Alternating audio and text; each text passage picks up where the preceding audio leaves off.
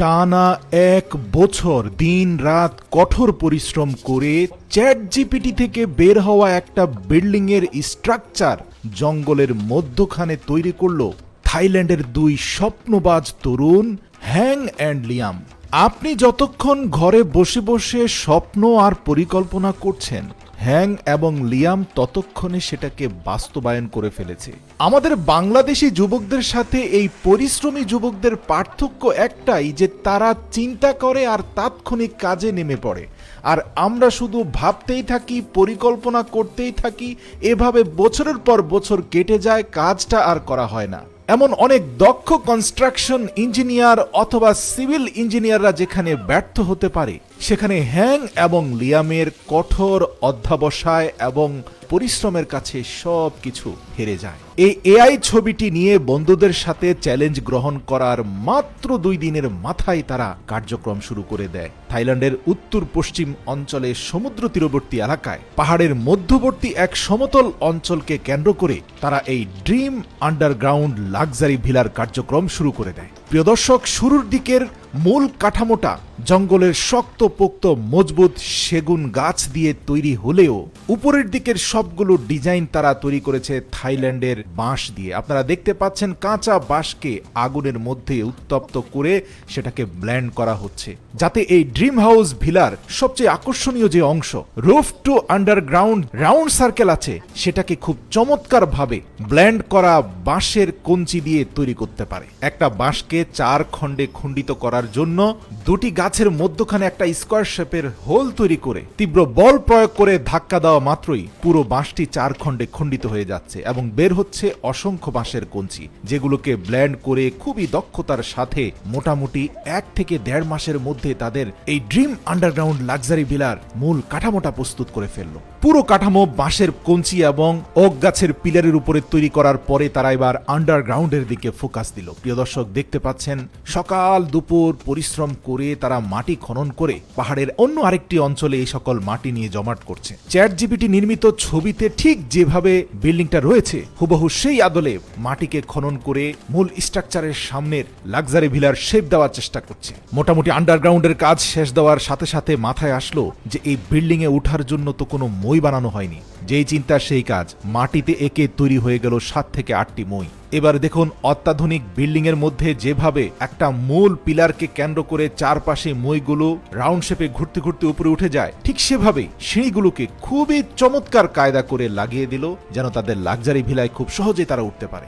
দীর্ঘ 45 দিনের কঠোর পরিশ্রমের পর হ্যাং এবং লিয়াম যথেষ্ট ক্লান্ত হয়ে পড়েছে। হ্যাং মাছ ধরছে, কিন্তু লিয়াম ঘুমিয়ে পড়েছে আর স্বপ্ন দেখছে তরতাজা খাসি ভুনা করে দুই বন্ধু খাচ্ছে। এরই মধ্যে হ্যাংয়ের ধরা একটি মাছ লিয়ামের দিকে ছুড়ে মারা মাত্রই তার স্বপ্ন ভঙ্গ হলো। অতঃপর দুই বন্ধু জঙ্গলের জলাশয় থেকে ধরা 2টি মাছকে লবণ মাখিয়ে আগুনে পুড়ে সিদ্ধ করে পুরো 2টি মাছকে বারবিকিউ করে পেট ভরে খেয়ে সাথে কয়েক চুমুক পানি খেয়ে পুনরায় আবার কার্যক্রমে নেমে পড়ল। এ পর্যায়ে তারা এক জাতীয় পাহাড়ি সিমেন্ট সয়েল রয়েছে। প্রিয় দর্শক, এই মাটিটার একটা বৈশিষ্ট্য হচ্ছে খড়কুটোর সাথে মিশিয়ে এই মাটিটা দিয়ে কোথাও প্লাস্টার করা হয়, রোদে শুকানোর পরে অনেকটা সিমেন্টের মতো শক্ত হয়ে যায়। এই সয়েল প্লাস্টার দিয়ে এবার তাদের লাক্সারি ভিলার রুফ টু আন্ডারগ্রাউন্ড এমনকি সিঁড়ি থেকে শুরু করে সব কিছু প্লাস্টার করা শুরু করলো। মোটামুটি দীর্ঘ 15 থেকে 20 দিন নন স্টপ প্লাস্টারিং এর কার্যক্রম চলতে থাকলো। আপনারা দেখতে পাচ্ছেন প্লাস্টারিং এর পরে দুই বন্ধু তাৎক্ষণিক সিদ্ধান্ত নিয়ে ভেতরে একটা কিচেন রুমের ম্যাপ আঁকলো। মূল কাঠামো ওক কাঠ দিয়ে তৈরি করে আবারও মাটি দিয়ে চমৎকার করে একটা কিচেন তৈরি করলো। প্রিয় দর্শক, এটা কিন্তু একটা ওপেন কিচেন, চারপাশ থেকে আলো বাতাস ঢুকছে এবং ওপেন প্লেসেই তারা এখন রান্না বান্না করতে পারবে। এই কিচেনের মধ্যে কাঠ সংগ্রহ করে কিচেনের চিমনির মধ্যে আগুন জ্বালিয়ে দেওয়া হলো, আর সেই আগুনে প্রাথমিকভাবে কিছুটা গ্রিন টি করলো এবং দুই বন্ধু গ্রিন টি পান করে এবার তাদের দ্বিতীয় ধাপের সবচেয়ে কঠিন চ্যালেঞ্জের দিকে অগ্রসর হলো। এটাই হচ্ছে সেই আন্ডারগ্রাউন্ড লাক্সারি হাউসের সামনে অবস্থিত সুইমিং পুল। হ্যাং এবং লিয়ামের আবার রাত দিন কঠোর পরিশ্রম শুরু হয়ে গেল। দেখতে পাচ্ছেন কতটা নিখুঁত করে সিঁড়ি তৈরি করলো। দেখতে দেখতে মোটামুটি 20-25 দিনের মাথায় তৈরি হয়ে গেল তাদের সুইমিং পুলের মূল কাঠামো। শুধু কি সুইমিং পুল নির্মাণ করে সমাপ্ত থাকবে? এআই ছবিতে সুইমিং পুলের পাশে যে পানির ফোয়ারা আছে এবং একটা স্লাইডার আছে সেটাও তো নির্মাণ করতে হবে। যেই চিন্তা সেই কাজ। পানির ফোয়ারার কাঠামো তৈরি করার পরে স্লাইডারের মূল কাঠামো তৈরি হয়ে গেল। দেখতে পাচ্ছেন বাঁশের কুঞ্চির সাহায্যে কতটা চমৎকার করে স্লাইডারের কাঠামোটাকে তৈরি করে ফেললো তারা। ইতিমধ্যে দীর্ঘ 10টি মাস কেটে গেল এই পুরো প্রজেক্টের বর্তমান অগ্রগতি পর্যন্ত। ভুলে গেলে চলবে না, হাতে থাকা 2 মাসের মধ্যে পুরো কাজ শেষ দিতে হবে। প্রিয় দর্শক, দেখতে পাচ্ছেন সুইমিং পুলের মূল কাঠামো শেষ হওয়ার পরে দুই বন্ধু ন্যাচারাল সিমেন্ট এবং পানি মিশিয়ে তাদের স্লাইডার এবং পানির ফোয়ারার প্লাস্টার শেষ করে সুইমিং পুলের ফ্লোর এবং দেয়াল প্লাস্টার করছে। তার আগে ফ্লোরের নিচে পাহাড়ি ইট পাথরকে তাদের হাতে তৈরি হ্যামার দিয়ে খুব চমৎকার ভাবে অ্যাডজাস্ট করে নিল, যাতে ফ্লোরটা কখনোই কর্দমাক্ত হয়ে না যায়। আজকে তাদের কিচেনে এক জাতীয় পাহাড়ি ফল সিদ্ধ করা হচ্ছে। এই ফলটা সিদ্ধ হওয়ার পরে এর ভেতর থেকে একটা ন্যাচারাল রং বের হয়, যে রংটা দেখতে অ্যাকোয়া কালারের মতো। আর দেখতে পাচ্ছেন এই রংটা সিদ্ধ হওয়ার পরে সেই রংটা পুরো সুইমিং পুল এবং সিঁড়িব্যাপী লাগিয়ে দেওয়া হলো। চূড়ান্ত পর্বের কাজের আগেই পাহাড়ি বেশ কিছু পাথর এনে সুইমিং পুলের চারপাশে রাখা হলো, এমনকি তাদের ঘরের মেঝেতেও। ঘরের ভিতরে বিশ্রাম নেওয়ার জন্য দুই বন্ধুর তৈরি করা চেয়ারটা কি কায়দা করে বানিয়েছে দেখুন। মূল কাঠামোটাকে ফোল্ড অবস্থা থেকে খুলে তার মধ্যে বাঁশের শীট বিছিয়ে দিলে চমৎকার ঢেলান দিয়ে বসা যায়। এমনকি টেবিলটাকেও